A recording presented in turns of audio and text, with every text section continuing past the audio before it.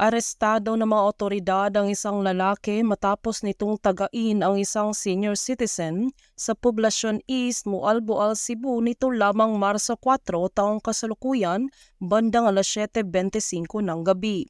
Kinilala ni Police Captain Claudio P. Gaco, officer in charge ng Mualboal Municipal Station, ang suspect na si Reno, 36 anyos. Kana siya, di na siya lumad taga Mualboal. Nagpuyo ra na siya dito atong lugar. Diin, katong panghitabo dito. Doon na siyang balay. Kaya naghugma na siya o nagpayag-payag man na siya dito. Ayon kay Police Captain Gaco, nakatanggap ang kanilang istasyon ng report tungkol sa natagpuang bangkay sa Purok Malubgas, Barangay Basdiyot, Mualboal, Cebu.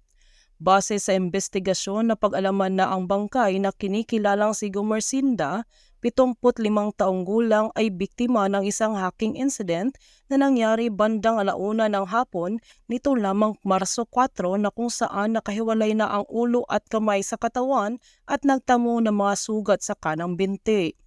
Agad namang isinagawa ang isang hot pursuit operation sa pinagsanib puwersa ng mga operatiba ng Mualboal Municipal Police Station at Regional Mobile Force Battalion 7, 703rd Intel Operatives na humantong sa matagumpay na pagkaaresto sa suspect.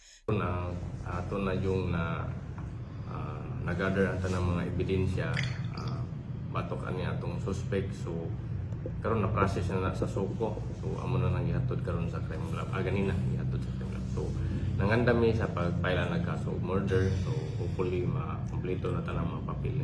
Ang Cebu PNP patuloy na pangangalagaan ang kapakanan ng bawat mamamayan upang magkaroon ng kaayusan at kapayapaan tungo sa pag-unlad ng bagong Pilipinas. Mula rito sa Central Visayas, ako yung PNN correspondent, Patrolwoman Nika Bicañedo, alagad ng batas, taga-taguyod ng Balitang Pulis.